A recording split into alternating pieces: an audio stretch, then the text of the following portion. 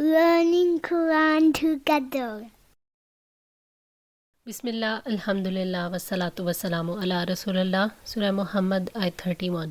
وَلَنَبْلُوَنَّکُمْ، اور البتہ ہم تمہیں لازمی آزمائیں گے، حتیٰ نعلم، یہاں تک کہ ہم جان لیں، المجاہدین منکم، تم میں سے جہاد کرنے والوں کو، والصابرین، اور صبر کرنے والوں کو، وَنَبْلُوَ، اور ہم آزمائیں گے، اخبارکم، تمہارے حالات کو۔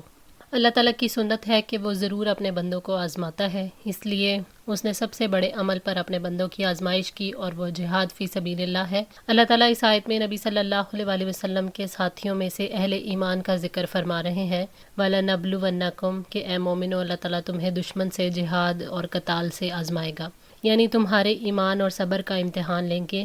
اللہ تعالیٰ اپنے احکامات اور اپنے منع کیے ہوئے کاموں سے آزماتے ہیں۔ یہ مومن جانتا ہے کہ اللہ تعالیٰ علام الغیوب ہے، وہ کسی کام کے واقع ہونے سے پہلے ہی جانتا ہے، مگر وہ چاہتا ہے کہ مومنوں کو بھی معلوم ہو جائے کہ مخلص کون ہے اور منافق کون۔ جو مخلص ہو وہ اللہ تعالیٰ کے دین کا مددگار ہوتا ہے، وہ اللہ کے کلمے کی بلندی کے لیے جہاد کرتا ہے، اور جو سستی سے کام لیتا ہے اس کے ایمان میں کمزوری ہوتی ہے۔ ان الذین کفروا، یقیناً جن لوگوں نے کفر کیا، وصدوا عن سبیل اللہ، اور اللہ تعالیٰ کے راستے سے روکا، وشاقوا الرسول، اور رسول کی مخالفت کی، من بعد ما تبین لهم الہدی، اس کے بعد کہ ہدایت ان پر واضح ہو چکی تھی، لن یضروا اللہ شیئا، وہ اللہ تعالیٰ کا ہرگز کچھ بھی نقصان نہیں کریں گے، وسیحبط اعمالہم، اور ان قریب وہ ضائع کر دے گا اعمال ان کے۔ اس صورت کے آغاز میں اللہ تعالیٰ نے مشرکین، پھر منافقین کا ذکر فرمایا، اس کے بعد اللہ تعالیٰ نے اہل کتاب کی ایک جماعت جو بنو نذیر اور بنو قریظہ کے قبائل پر محیط تھی، اس کا ذکر فرمایا کہ انہوں نے پہلے تو خود کفر کیا، پھر دیگر لوگوں کو ایمان اور اسلام قبول کرنے سے روکا، تو اللہ تعالیٰ نے ان کو مغلوب کرتے ہوئے ختم فرما دیا، کیونکہ انہوں نے حق کو جان لینے کے بعد اس کو چھوڑا تھا۔ اس کے بعد اللہ تعالیٰ نے کچھ صحابہ کا ذکر فرمایا، اس سے مراد بنو سعد قبیلہ کے صحابہ ہیں، وہ اسلام قبول کرنے سے روکے گئے تھے، جن کو اللہ تعالیٰ نے ایمان کی دولت سے نوازا۔ پھر اللہ تعالیٰ نے ان کفار کے بارے میں حکم نازل فرمایا جن کو کفر پر موت آئی تھی، کہ اللہ تعالیٰ ان کو کبھی معاف نہیں کرے گا اور وہ دنیا اور آخرت میں ذلیل ہوں گے۔ اس کا مطلب ہے کہ وہ لوگ جنہوں نے اللہ تعالیٰ کی آیات سے انکار کیا اور لوگوں کو ہدایت کے راستے سے روکا، نبی صلی اللہ علیہ وآلہ وسلم کی مخالفت کی، ان سے دشمنی رکھی، ہدایت پا جانے کے بعد بھی انہوں نے دشمنی جاری رکھی، تو وہ اللہ کا کچھ بھی بگاڑ نہیں سکیں گے۔ اس سے اللہ کے اقتدار میں کوئی کمی نہیں آئے گی۔ قیامت کے دن انہیں ناکامی کے سوا کچھ نہیں ملے گا، اور وہ اس دن خالی ہاتھ ہوں گے۔ یا ایھا الذین آمنو، اے لوگو جو ایمان لائے ہو، اطیعوا اللہ و اطیعوا الرسول، اللہ تعالیٰ کی اطاعت کرو اور رسول کی اطاعت کرو۔ اللہ اور اس کے رسول کی اطاعت سے مراد ہے کہ اخلاص کے ساتھ نبی صلی اللہ علیہ وآلہ وسلم کی مکمل پیروی کرتے ہوئے احکامات پر عمل کرنا، اور نواہی یعنی روکے ہوئے کاموں سے اجتناب کرنا۔ ولا تبطلوا، اور نہ تم باطل کرو، اعمالکم، اپنے اعمال، یعنی اپنے اعمال کو شرک، ریاکاری اور نافرمانیوں سے باطل نہ کر لو، اپنے اعمال کے ثواب کو ضائع نہ کرو۔ کوئی عمل چاہے کتنا ہی بہتر عمل کیوں نہ لگے، اگر وہ اللہ اور اس کے رسول کی اطاعت کے دائرے سے باہر ہے تو وہ باطل ہے۔ ان الذین کفروا، یقیناً جن لوگوں نے کفر کیا، وصدوا عن سبیل اللہ، اور اللہ تعالیٰ کی راہ سے روکا، ثم ماتوا، پھر وہ مر گئے، وہم کفار، اس حال میں کہ وہ کافر ہی تھے، فلن یغفر اللہ لہم، تو اللہ تعالیٰ ان کو ہرگز نہیں بخشے گا۔ یعنی اللہ تعالیٰ اس کے فرشتوں، اس کی کتابوں، اس کے رسولوں اور آخرت کے دن کا انکار کیا، اور مخلوق کے سامنے باطل کو مزین کر کے اس کی دعوت دے کر حق سے دور کیا، اور وہ اس حال میں ہی مر گئے کہ انہوں نے کفر سے توبہ نہیں کی، تو اللہ تعالیٰ انہیں نہیں بخشے گا۔ جہنم میں ہمیشہ رہنا ان کا لازم ہو گیا، ان پر اللہ تعالیٰ کی رحمت کے دروازے بند ہوں گے۔ اللہ تعالیٰ نے فرمایا سورہ البقرہ 161 and 162 میں، ان الذین کفروا وماتوا وہم کفار اولئک علیہم لعنۃ اللہ والملائکۃ والناس اجمعین خالدین فیہا لا یخفف عنہم العذاب ولا هم ینظرون۔ یقیناً جن لوگوں نے کفر کیا اور مر گئے اس حال میں کہ وہ کافر تھے، وہی لوگ ہیں جن پر اللہ تعالیٰ کی، فرشتوں کی اور تمام لوگوں کی لعنت ہے، اس جہنم میں ہمیشہ رہنے والے ہیں، نہ ان سے عذاب ہلکا کیا جائے گا اور نہ ہی وہ مہلت دیے جائیں گے۔ فلا تہینوا، پس نہ تم سستی کرو، وتدعوا الی السلم، اور نہ تم صلح کی طرف بلاؤ، وانتم الاعلون، اور تم ہی غالب رہنے والے ہو، واللہ معکم، اور اللہ تعالیٰ تمہارے ساتھ ہے، ولن یترکم اعمالکم، اور وہ ہرگز تمہارے اعمال میں کمی نہ کرے گا۔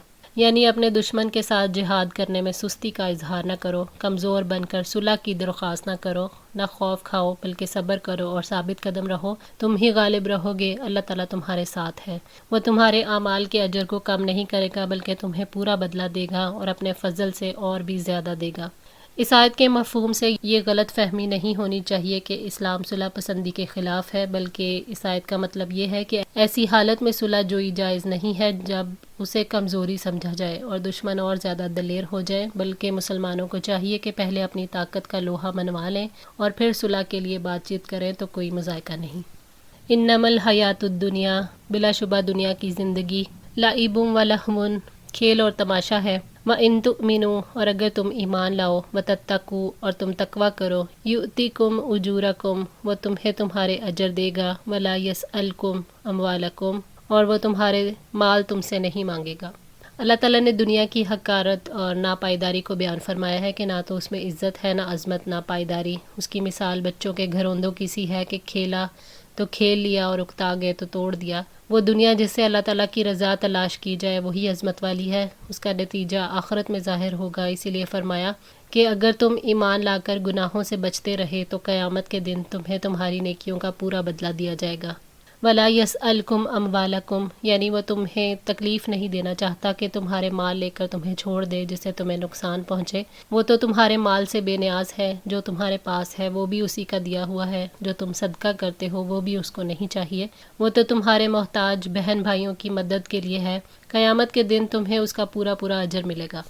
وَإِن يَسْأَلْكُمُوهَا، اور اگر وہ طلب کرے تم سے انہیں، فَيُحْفِكُمْ، پھر وہ اصرار کرے تم سے، تَبْخَلُوا، تم بخل کرو گے، وَيُخْرِجْ أَضْغَانَكُمْ، اور وہ ظاہر کر دے گا کینے تمہارے۔ مطلب یہ ہے کہ اگر اللہ تم سے تمہارے سارے ہی مال کا مطالبہ کر لیتا کیونکہ یہ مال اسی کا دیا ہوا ہے تو اکثر لوگ ایسے ہوں گے جو بخل اور تنگ دلی کا ثبوت دیں گے۔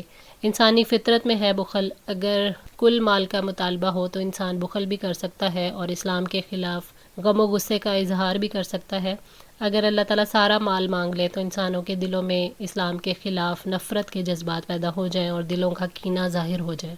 ہاں انتم ہؤلائی، سنو تم وہ لوگ ہو، تدعونا، کہ تمہیں بلایا جاتا ہے، لتنفقوا فی سبیل اللہ، تاکہ تم اللہ تعالیٰ کی راہ میں خرچ کرو، فمنکم من یبخل، تو تم میں سے بعض لوگ بخل کرتے ہیں، ومن یبخل، اور جو بخل کرتا ہے، فانما یبخل عن نفسہ، بس وہ اپنے آپ ہی سے بخل کرتا ہے، واللہ الغنی، اور اللہ تعالیٰ غنی ہے، وانتم الفقراء، اور تم محتاج ہو۔